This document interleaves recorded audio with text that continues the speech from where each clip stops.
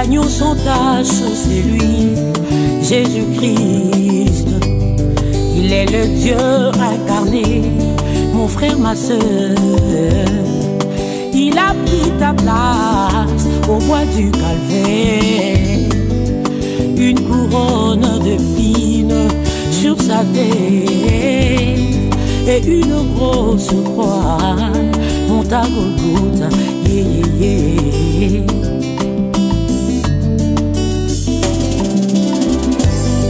Toi qui cherches du travail,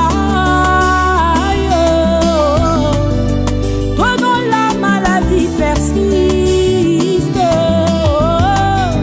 toi qui cherches le Saint-Esprit authentique dans l'âme, mais je te dis que Jésus est la clé, va pour ouvrir toutes les portes.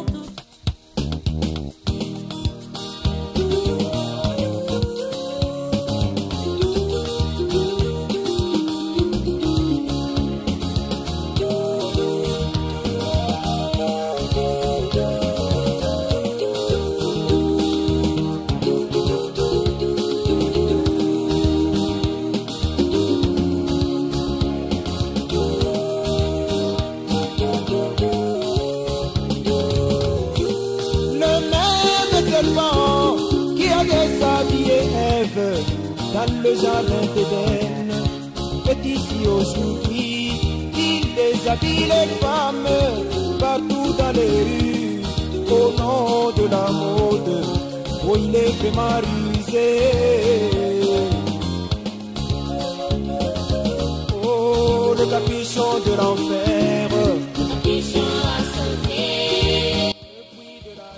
Vraiment na banzi bokozala kaka ya kosepela naza na frère na bino James Malobeki nazo pesa mbote vraiment ebele pona mwasi kitoko botele ki Benita SB Bilombele na kati ya Kansas City Missouri. Sans oublier Béatrice Mpanga tout juste na Kansas Jolie la grâce nde babenga kayo et pas ya frère James Malobeki donc Juliet Mpanga. Nangina tuna frère na ngai parce que nazaki en plein air ya émission quelque part. Nayoka ki otie message vocal otikeli ngai obiki ozoluka ngai nayebike yo ezaka ba problème ozoluka ngai pona nini nayebite yebisa biso nde omoni nazana ba biloko nyonso awa pona tuna yo so omoni nga na landio omoni mutuka na ngande na paraki kuna nde nazawa soko bandi ko sonner alarme bandi ko lela ezangande na forcer te donc mutu ke ko forcer yango tango mutu forcer yango nde bandi ko lela. Donc, makambo nzambe, soro mutu asimbi yango, et qui alarme bandi kolela, ngana kolanda mutu wana, pona nini osimbi yango, alors qu'il fallait aussi la permission. Donc, wana nina kolobela, donc on a ba symbole wana pona bato nyonso bazolanda biso, ba yeba po nini na landi yo. Siko pona nini mutu ka sali nini? Ngana zo comprendre yote mutu ka sali nini po ozo pesa nga exemple wana nazo comprendre te yo zo talanga est-ce que ozo yoka Béatrice Benita SB, est-ce que vous comprenez? Mutuka donc, ndenge zawana, so mutu forcer on de bandolela. Kaka pamba bo mutu rekolela te télécommande et commando lela. Tango signalé donc mutu asimbengo c'est un voleur moyibi. Azolinga ko bungisa bana nzambe. Donc il faut tolanda mutu wana pona nino simbaki mutuka wana. Alors qu'il fallait aussi la permission na pesa au clé donc on démarrer mutuka. Donc ozolo baneti moto ozo pesa biso exemple mais ozo fongola te ozolo baneti moto ayeko simba mutuka ya bato tango bandi kolela ozolo ba donc eza mokolo mutuka tende ya tinda mutuka eleleza parce que moto oyo azo simba zo forcer mutuka ebiete mutuka ebiete donc aza moyibi donc lingolo ba ke ba bazo kota na makambo nzambe na ndenga ko sauter na ndenga mabe ba kota na ndenga mabe yango ndi alarme leli so alarme leli so policier zaki wana ko saba investigation pona yeba ngana za commando ya Yesu Kristo donc il faut na saba investigation na yeba nani ndazo kota en désaccord pona ko simba makambo nzambe oyo ekozala nde somo le tokomona na la prochaine.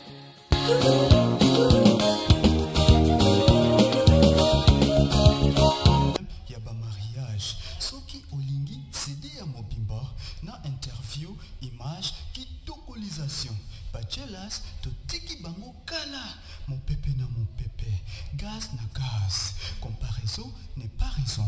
Tokose, somo, soki bolingibo ajoindre biso, toza na Washington, nia Federal Washington, soki bolingibo penga biso, bobeta kaka kodamboka, James Malobeki, plus 1, 208, 703, 42, 28. Donc, kitoko, ba image nyonso, donc, boko comparé te na ba wana ou baza musika na biso simandako. Thank you so much for having us tonight. We really appreciate getting to talk to you about Jesus Christ. Thank you, Congo USA Info. Thank you, you too. We appreciate it. Thank you so much, Congo USA Info. It surely was a pleasure to be with you tonight and talk about Jesus Christ. Thank you. Thank you. Welcome, Mr. James Malobeki. I know that Jesus Christ is among us this time. How are you, my friend? Fine. Thank you, Congo USA Info. Okay, we appreciate. I know that you just want to talk about the Bible, and many people, they like you because you used to show them the way of Jesus Christ. Pona nini ozawa? Naya pona ko édifier le peuple de Dieu. Sans plus tarder, tout bandako bondela. Merci Seigneur Jésus-Christ, le créateur des cieux et de la terre. Nous sommes venus devant toi pour parler sur ce sujet qui est capital, le choix d'une épouse ou encore les mariages divorce. Bénis tous ceux qui vont regarder, bénis tous les sœurs, les frères qui sont célibataires, qui vont suivre cette émission. Car nous te prions comme ça dans un nom qui ne connaît pas d'échec, qui est le nom de notre Sauveur Jésus-Christ. Amen. Amen. Nazana ngaka kawa. Na biloko moko te me bino moko nde boko découvrir nini oyo alingi aloba par rapport na makambo Zambe. OK, toleka. Toko banda na kata Genèse 1 verset 27. La Bible nous dit ceci: Dieu créa l'homme à son image. Il créa l'homme à son image et créa aussi la femme. Dieu dit: je bénis. Soyez féconds, multipliez-vous et remplissez la terre. Et dominez sur tous les animaux, les poissons, les oiseaux du ciel et sur tous les animaux qui demeurent sur la terre. Donc, les alliés sujets moto à capital ou le choix d'une épouse. Avant de compter le choix d'une épouse, nous devons parler comment la femme est née. On a un Adam.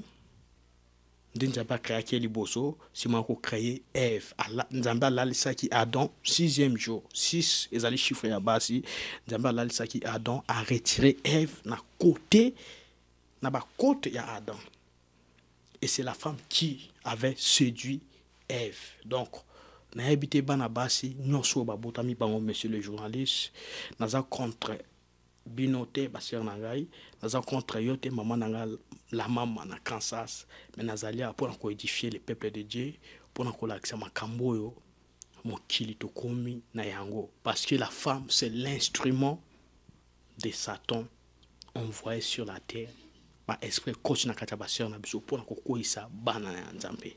Donc moi développement oyo nazana wana monsieur le journaliste kaka wana na kolobela yo oto kota awa pour komeka kotala makambo zo passer na mokimo bimba to sonder na ba écriture na ba verset biblique to kopesa pe na ba citation prophétique ya frère Branham. Donc yango wana monsieur le journaliste.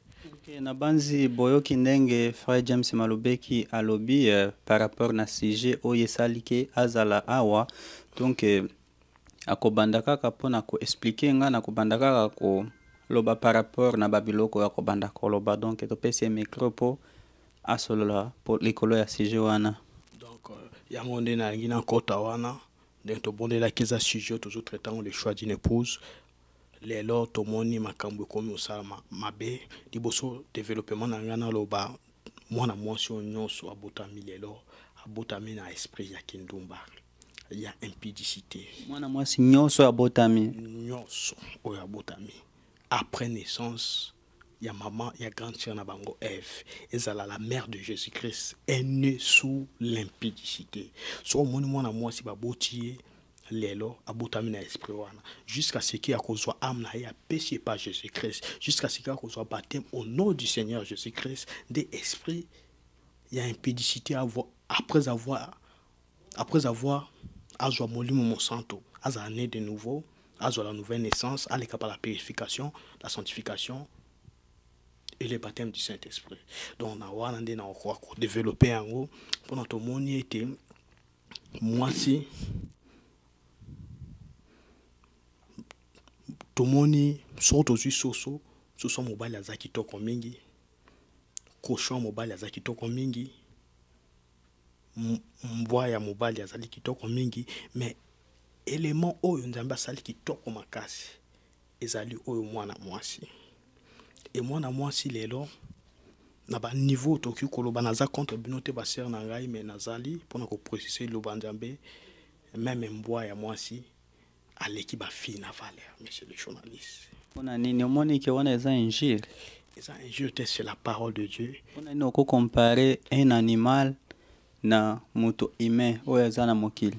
Parce que mbwa nzambe akayaki ye selon ce que Nzambe a préféré à créer. Mais moi si azali tiré, moi si azali créé mais azali de retranché na côté mobile. Donc on a système wana nde na okikoloba parce que si on a obi ba terme pona nini pona mbwa ya moi si azaka na bangonga na ya fréquentation. Mais pas ya ba fille, ba sœur na biso ba maman na ngai eza bongote. Nyonso à cause de la fréquentation, à cause de la rapport sexuel.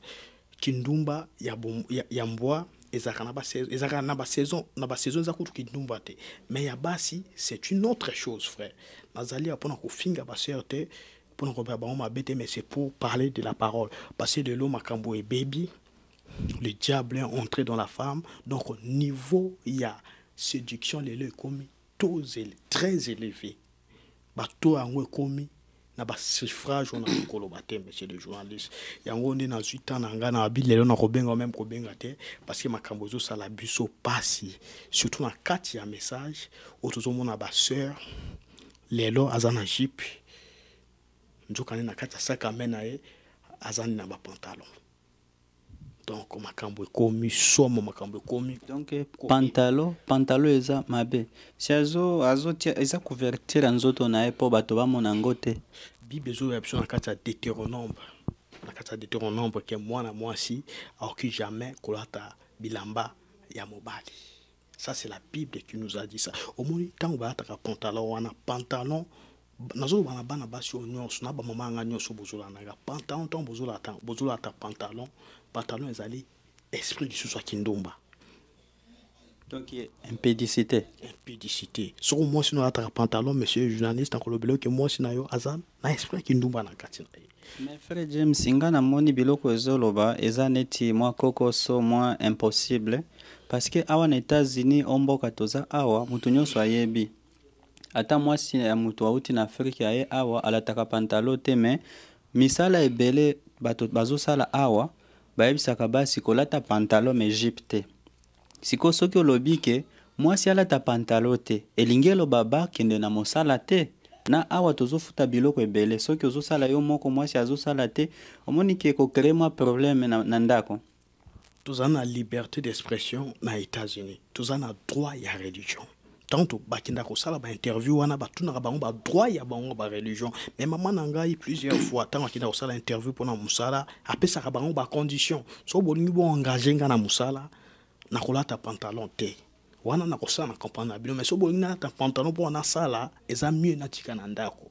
Omoni bana nzambe bazakani na ba décision ko aborder et na kati wana tout nzambe zo sunga bango pona ko délivrer bango. Omoni neti ba compagnie neti ba Walmart ba Winco nano na moni na kati ata mwana mwasi moko oyo azolata jipe bango nyonso balataka ba pantalon epi ya couleur moko. Siko elingi elobake mwana mwasi soki akomi awa pona azwa musala oyo akolata jipe ekozala mwa difficile donc akotikala ka mwasi ya ndako neti na Afrique tosalaka mobali kaka azoluka me mwana mwasi azotikala na ndako. Wana kondima to tie wapi? Parce que la Bible nous dit cherchez premièrement le royaume des cieux et toutes choses vous seront données par-dessus. Donc so mutaza mon sang toza c'est en Christ aligné que nous luka musala akotia ba plan na ye nyos na kati ya maboko nzambe nda ko kamba e kusunga ye so we aluma teza na ba loi mais tout le monde qui est loi et où tu n'arrives pas à Nzambe bazana ba liberté d'expression. Il y a religion ezali au ba respectaka. Monsieur le journaliste n'a quoi abordé makambo ebele ya koloba ezali le long mingi parce que tout le monde qui le monde est disloqué. Pardon pour nos kata maloba siko ngai nasi na visiter ba église ebele en États-Unis mais na mona kabasi ebele balataka ba pantalon donc ba Bible eza différent ou bien tozana deux Bibles ou bien trois Bibles na mokili parce que ba église mosusu en États-Unis basi balataka ba pantalon na ba mosusu komona za mwasi ya pasteur mais azolata pantalon. Dans le belio que même soit à moi c'est pasteur à la pantalon ezali si il y a impudicité. Au monde ba rouge à lèvres et puis ça ba mot de ventre. Les visages fardés, les mèches sur la tête, les capuchons de l'enfer. Nous allons lire trop temps dans la Bible, dans la Bible sur boya basi fallait base à la naturelle. Et ça t'est que na koma ko corriger Nzambe surtout Nzambe apesi ngai ezo simbate il faut na tia rouge à lèvres na tia ba crayon de beauté donc elongi Nzambe sali au naturel na osenga ba frère message au monde comme tous en États-Unis tous en difficulté makambo ko bala ezali makasi donc soko lingo kene na ba église n'importe quelle église landa mona mwasi wana ozo mona ye azana ba note azana ba na bloc note azo noter ba verset biblique oyo pasteur azo teya parce que celle-là o wana ndeta ko tiena ndako o wana nde akolakisa bana na yo makambo aza koka na église nde akobanda kotangela bana na yo mais ko kene ko mona ba sœur wana te parce que alati jipa molai même sur aza naturel mais sur azana ba verset biblique azo noter te ko zoyete parce que hypocrisie za lelo mingi yango to kotanga na kata Bible sur mèche parce que mèche ezali biloko uchi na lifelo mèche obatiaka na moto mèche obatiaka na moto donc tokotanga na kati ya 1 Pierre 3 verset 3 Bible ezolobela biso 1 Pierre 3 verset 3 ma sœur zwa bik na papier au noter nazali kosala bino mabete mais toya pona ko édifier bino Bible ezolobela biso ne cherchez pas à vous rendre belle par des moyens extérieurs, comme la façon vos arrangements de cheveux, les bijoux d'or ou les vêtements élégants. Donc, si on a ça au naturel, vous allez caca naturel. Et ça, les sous-soutés qui ça sous ba mèche na motu frère. Olingyo lo baneti bazo corriger Nzambe. Et ça correction au bazo sala et pas Nzambe et ezali mabe. Ezali malamote. Donc Nzambe azo boyango. Nzambe azo boyango et la bouche autorisée qui est William Branham à l'obeli biso. Faites-moi voir vos photos. Faites-moi vos images. La kisanga ba camarade ozana bango, la kisanga ba musique oyo kaka, la kisanga biloko oliaka et moi je vais vous montrer l'esprit que vous avez. Donc so moni mwana moi si qui est tellement sexy de un mot sexy wana frère. Tout le monde Nzambe ndaza promettre ba langue nyonso, des à la française à l'anglais, mais les mots sexy, les lots même na ba Facebook ba comme ko prononcer ngo, okomona you beautiful. You sexy. Les mots sexy. You are so handsome. Voilà, ndeba moana. Tango zolo ba sexy, osali rapport sexuel na moto wana. Parce que na kati ya mot sexy sali. Okolo belanga te que frère James olati sexy, je ne vais pas accepter. Ce n'est pas de la parole de Dieu, c'est de la fornication, l'hybridation, la prohybridation. Les loba jeune garçon ba komika kota la apparence ya kitoko ya libanda, oyonga na benyo kitoko lela.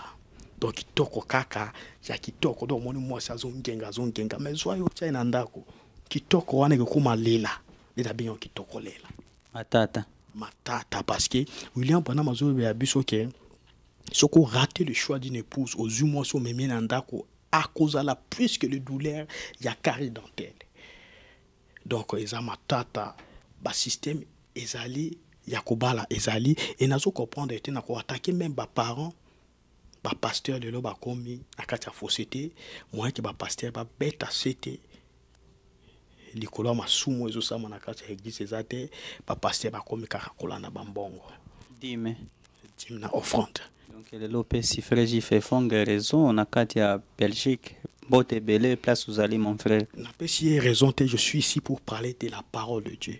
Dans peu sa raison pas mon tout raison est pas Nzambe.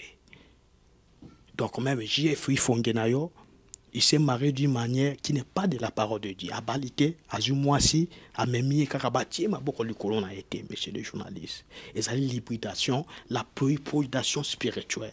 Ça, ce n'est pas de la parole de Dieu. Autres gens pour édifier Banana Nzambe.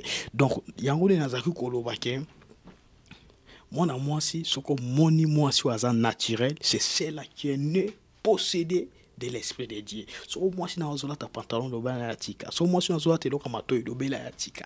So sœur azana ba meshi do bela ya tika. Ba sœur, bo excusez-moi mais tozali apona ko beta c'était parce que ba pasteur de l'eau moi ba te ya bien ezalité parce que ba sœur bazo pesa bango ba dim na ba offrande. Donc moi pasteur beta les sous c'était du couleur makambo na ezalité. Alors que le choix d'une épouse, toi le jeune homme, tu pourras ruiner ta vie. Sur ça le mariage ou choisir moi si na hôtel vie na tout et tu pourras même te retrouver jusqu'en enfer monsieur le journaliste. Donc olingelo ba pasteur bazolinga ba di me belé ce que moto comprendre déjà jeune wana donc nzambe azate loka église mosusu. Ah bon ba soi-disant pasteur bazali aujourd'hui les là moutonyo soit comme pasteur dans la Bible na maboko. Mais frère, si les 12 pierres que Aaron avait ébrouillées par un pasteur, prenez ces pasteurs-là, mettez de côté. Parce que dans la église, pour nous, moi, je suis un frère Azan naturel. Surtout que côté à garçon peut comme sexy.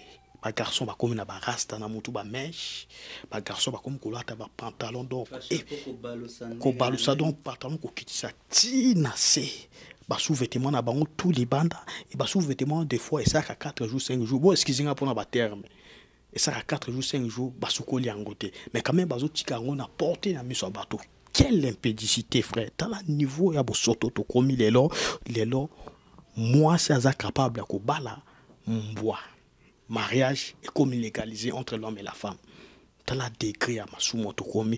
Et niveau, il y a tout, il y a divorce, c'est très élevé dans les États-Unis. Mais awa, to pesa bango raison, ezaka pona makambo ba taxe ritani, pona bambongo ndezo salango boye. Ba taxe ritani, c'est-à-dire, ce n'est pas de la parole de Dieu, frère. Nde les lois qui les commis égalité de la femme et l'homme, ce n'est pas de la parole. Et ça car la prolifération ou l'hybridation, frère.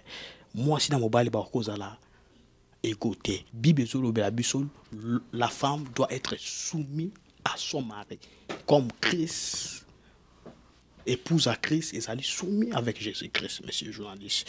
Donc, on doit terminer rapidement pour aborder le colo et Bassi. Bibezo abiso en aucun cas la femme moi c'est à côté les mains côté à terre mais les lois sont total na Congo même na États-Unis mokili mobimba en France basi ba comme une autorité même ya côté ya frère bana mazo ba biso so moni moi c'est azoté ya ngai personnellement surtout que na quelque part monsieur le journaliste ba invité biso quelque part na kati ya église et que na moni moi c'est azoté ya wana na ko bima avec tout orgueil élégance nyonso na kelibana parce que je ne peux pas écouter une femme so na aucun moi c'est azoté ya j'écoute le diable lui-même.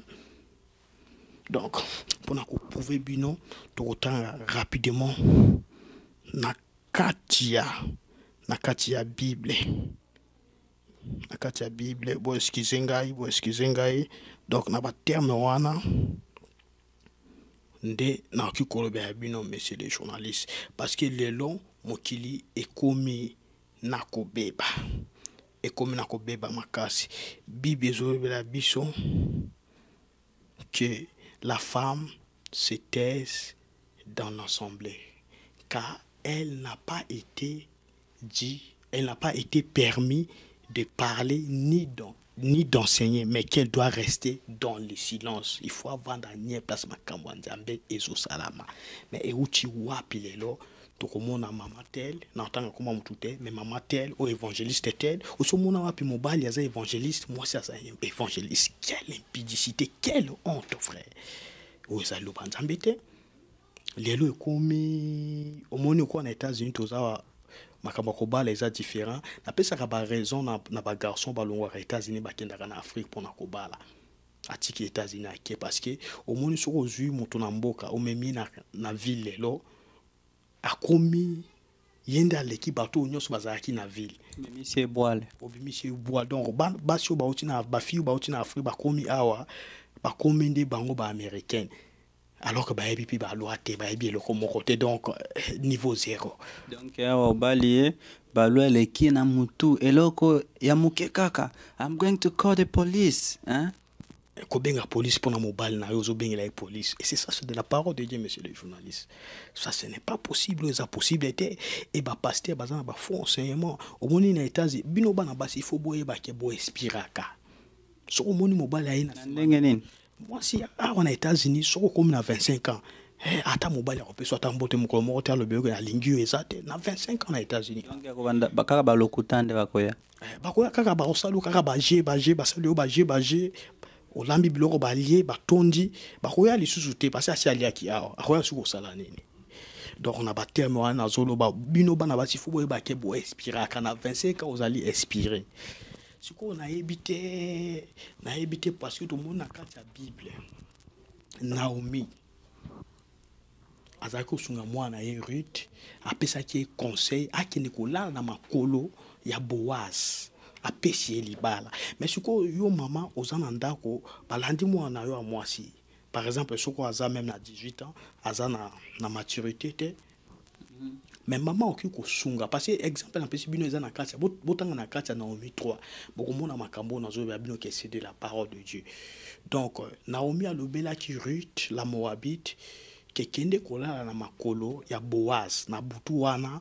ezali ba lien familial ezali culture na bango na ba fête wana o basala wana sokolali na sema konaye akia misi retrouver na yokoza mwasi na ye mais pour ani ba maman wana nyoso ba ko conseiller ba fille na bango te o haza mobali ya bien mobali aza né de nouveau le komi kaka ko tromper ba to komi ba matérialiste parce que lukate même na kata monde message ba luka mobali oyo aza né de nouveau ezali susute komi ka ba matériel oyo asaka na Walmart aza na Prado oyo aza nini mais ça ce n'est pas de la parole de Dieu monsieur les journalistes. Les choix d'une épouse jeune homme, il fallait réfléchir bien. La jeune fille a réfléchi bien. Na koloba pe na ba jeune garçon, soko ke ko proposer moi na mobile, moi na moi si obala e so aboyo, akuma ennemi na yote. Akuma na ennemi na ondenge nini. Bolingo moi si na mobile e kozala kaka na mabele na lola e kozala te. Donc na ba terme wana vraiment monsieur journaliste, na ye a pour na ko édifier les peuples de Dieu. Tokolongwa wa frère moko abenga kinga abi na longwa na kina Canada na kolinga kopa na Canada na koma kana Canada bo ba habiter frère awa tozana esprit canadien donc esprit canadien yo za na esprit américain ekosimba te ngana za na esprit américain te bango aza na Canada alobeli ki aza na esprit canadien yo pe donc il faut za na esprit américain po oza na États-Unis. Esprit canadien est impudicité, esprit américain est impudicité, esprit congolais est impudicité, esprit centrafricain est impudicité, esprit français est impudicité. Donc la Bible est l'opinion. William Branham nous dit ceci. Ba esprit wana tout est allé soumis na contrôle ya zabulu Lucifer personne. Esprit na biso culture na biso c'est la Bible. Tout ça va processus sur photo là na kata Bible kolanda mwasi ezate ke bo lobela biso esprit canadien donc toza ba juif spirituellement voilà les termes qu'il fallait tout le bango na ba média pour ko édifier benga nga sataniste lisusu po nazo sunga yo na ko benga o sataniste était passé soko yoza oza parti pour ponde ba terme lobaka eshokaka nga mingi. Et c'est de la parole de Dieu. La parole, omoni lobanzambe Bible zali épée zana ba sizo mibale et kata kepa na yo kati pe côté na ngai.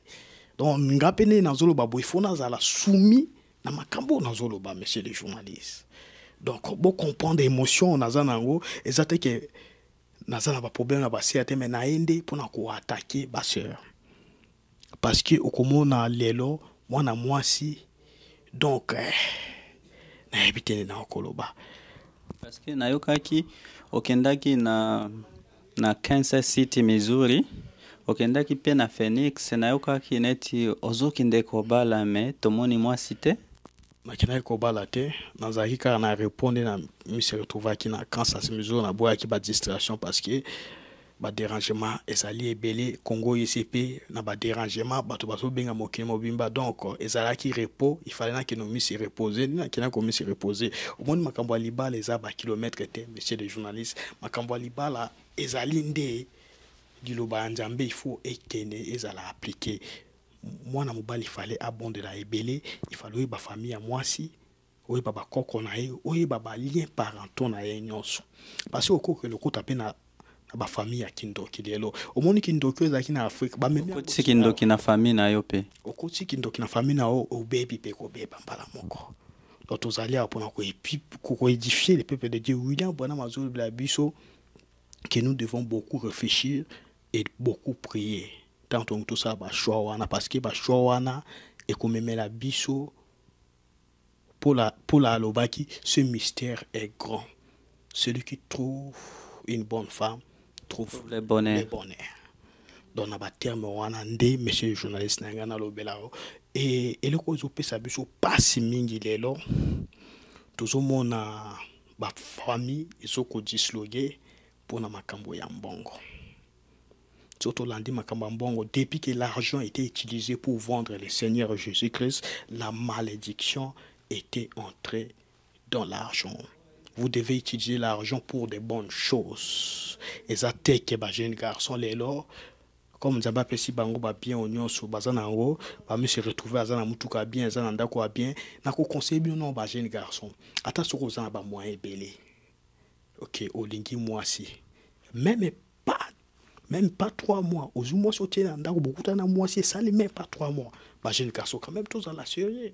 Les balles, les alliés avant-hier, il y a tout à divorce, c'est élevé. Moi, s'il faut qu'on étudie, il faut qu'on y ait, il faut qu'on ait la fréquentation. Les balles, les a joué à football, parce que j'ai à football, les a à 90 minutes. Sur 90 minutes, on a essayé des fois, on a une prolongation, si ma baki na penalty. Mais dans les balles, là, on a une prolongation, tu as penalty, ils ont des vies mobiles. Seigneur Jésus tango akoya. Kozela kaka Seigneur Jésus-Christ alobaki depuis que Adam lobelaki Nzambe mwasi opesi ngai yende salinga na koya. Nzambe alobaki na joana ke onokenka na kopesa lisusu mobali mwasi te mobali ye moko des fois ke noluka mwasi. Bongo bao ba senga kanzambe apesa bango basi po ezo sale mati lelo conseil na kopesa bango. Ouais, oki jamais koluka mwasi misopole l'été. Parce que okosenga nzambe mwasi, mais nzambe po yazaka na motema malamu na ye. Akopesa yo mwasi mais akokende peut-être en accord na ba critères na yo mais ndenge ozayi kosenga fo zwango po nzambe nde apesi yo.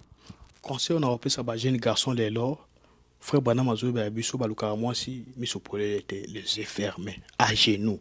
La généalogie aux bondes là aux bondes là aux lukande volonté parfaite yanzambe cause volonté permissive yanzambe et puis cause la précédé na katia vie ba jeune garçon pardon vraiment bon réfléchir bien parce que problème à ba divorce les commis très élevé surtout na ba mo tozali awa jusqu'à mois de juin to ya ba divorce on a pesi on a média awa na monde bato musu ba kolela ça possibilité parce que l'argent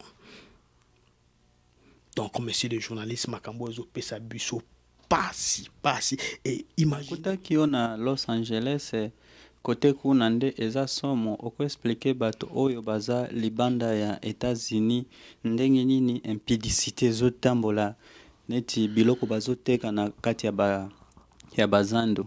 Hollywood ezali somo omoni Rome c'est la machine. Rome est un machine, bon excusez-moi, Rome est allé en faire les colons mabélés. Mais Hollywood, Los Angeles, c'est la machine qui fabrique les péchés. Dans Hollywood, fabriquer péché, on a on a Las Vegas. Et Las Vegas, c'est allé l'enfer sur la terre. Donc, on a Las Vegas, la ville la plus lumineuse au monde. Même astronautes soit à Matili Colo. Impédicité, impédicité. Et puis, na comment dans Las Vegas, chalet, ya kosaka na Las Vegas. démonstration, il y a impudicité, il y a dernier degré. Il y a mokili mobiba na Las Vegas. Nazo comprendre. Omoni ba star ya telia basi kuna za ndenge nini opesa mo explication na telia basi moyena lo bango na media ezalité. Tozaki na yo ko bomba te. Na mona ki quelque part na Las Vegas basi bazaki mutakala bo excusenga baza quelque part bazo sala so yo pesi mbongo sa na ba photo tout ça balati bilamba donc moitié ni. Ça ce n'est pas mutakala bazali mutakala donc na hebite ndenge na okukoloba na ba terme omoni na Hollywood star ya Hollywood bo excusez nga star na biso eza Jésus Christ mais a tout pesa codifier ba pepe nzambe omoni star Hollywood okukolongwa jamais akido bala na place mosusu parce que na kati ya ba star kaka na kati ya ba star parce que ezali ba intérêt. Un frère y a message en aucun cas en kotika moto na kati ya message pendant que nous causons mon pagano et ko simbate parce que moni ba donc ba pagano baba na ba pagano ba chrétien baba na ba chrétien ba star Hollywood baba na entre bango ba star Hollywood bana nzambe baba entre bango bana nzambe donc parce que moni biso ba frère message tu anda ba principal lo banzambe tokolanda mwana moi choisa na lo banzambe.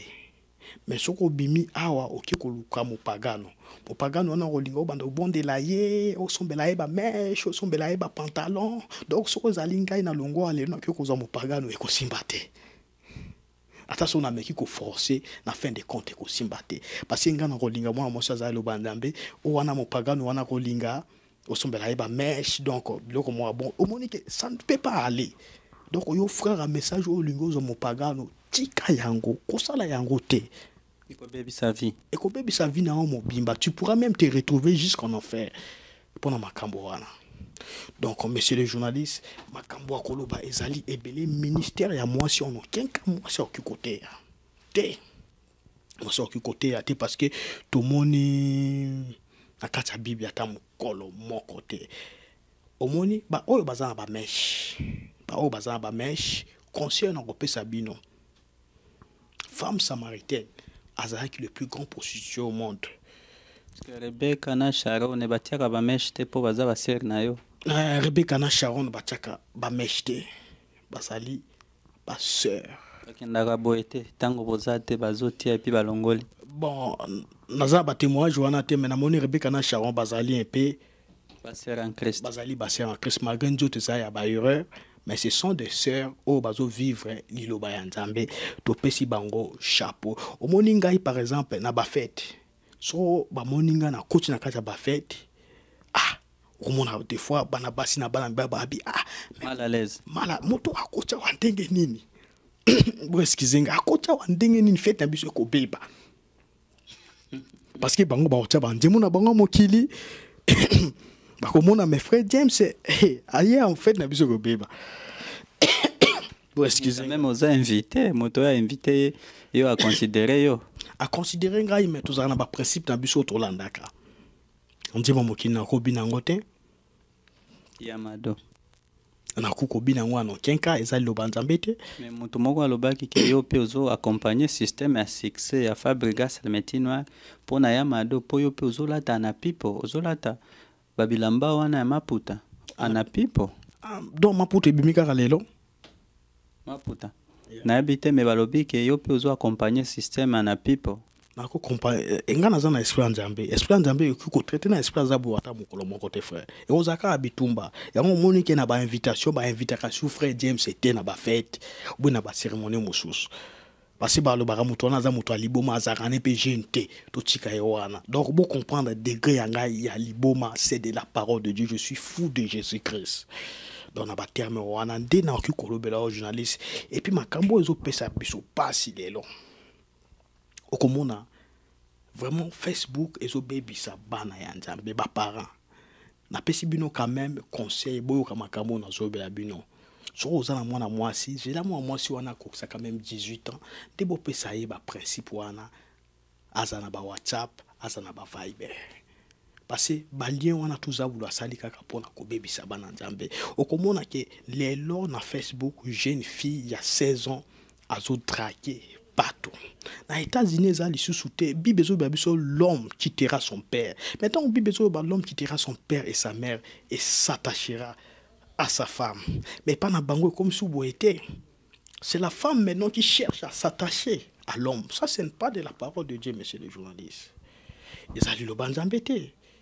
Moi, si il faut mobile qui ne coluka, mais moi, si on coluka mobile, ils ont le banzan embêté, monsieur le journaliste. Ok, namoni bakomi ko signaler biso on est quelques minutes pour tout comme on a fait émission na biso, il faut voir ba mot clé pour na ko édifier peuple de Dieu na nzela oeza na chemin à bien mais na ba sens interdit.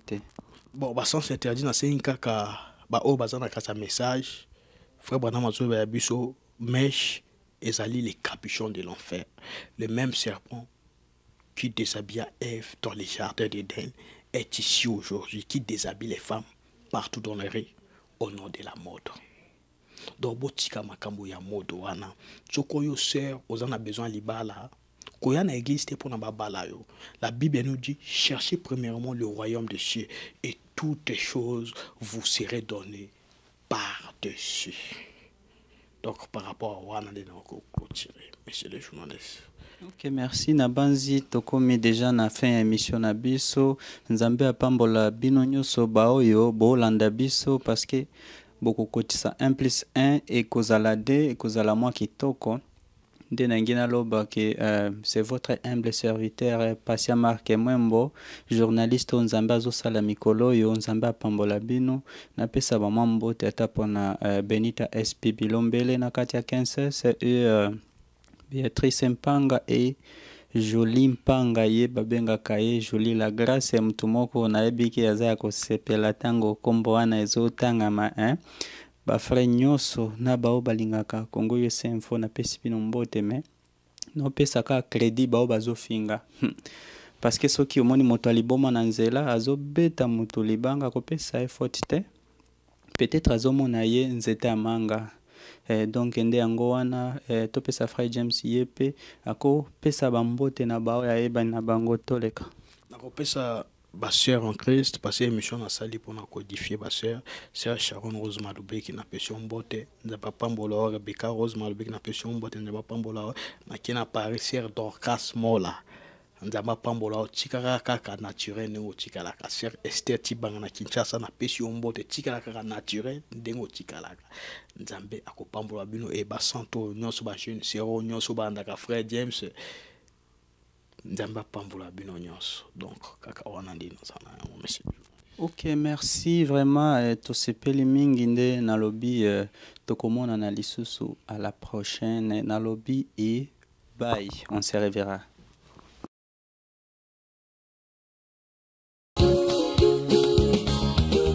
Chaque fois que nous marchons, une vertu sort de nous, combattre le péché pour s'opposer au mal. Cela nous affaiblit, comme ce fut pour Jésus devant cette femme à la perte de sang.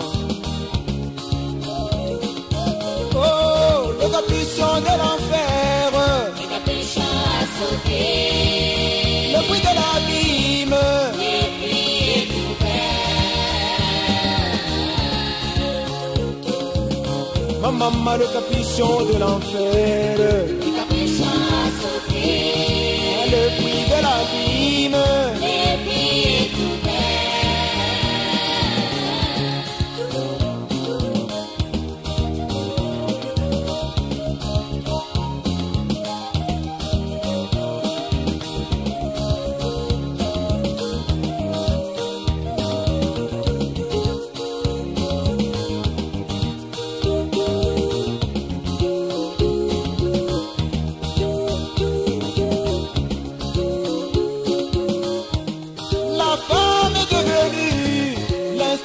De Satan, envoyé sur la terre contre les fils de Dieu. Les produits de beauté l'ont rendu tellement belle. C'est la démonologie, comme au temps de Noé. Oh, le capuchon de l'enfer, le capuchon a sauté,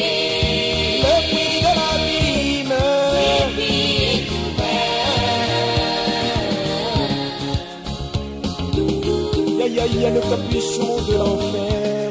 Le capuchon a sauté. Le prix de l'abîme.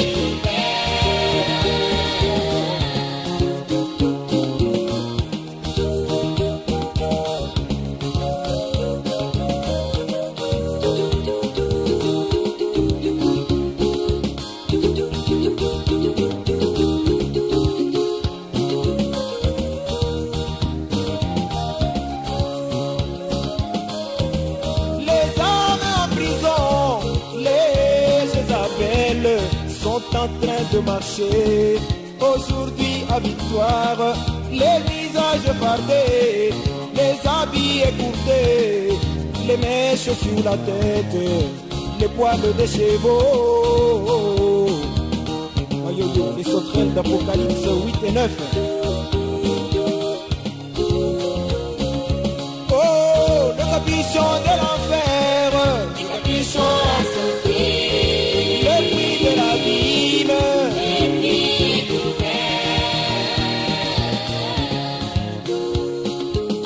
Maman, le capuchon de l'enfer.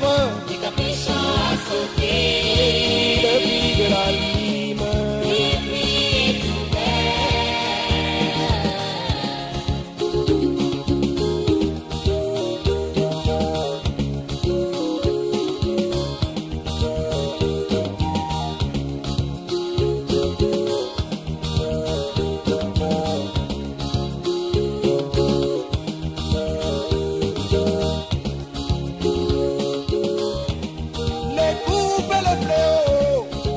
Le prix est tombe sur les hommes, mais l'église est à gauche. Oh,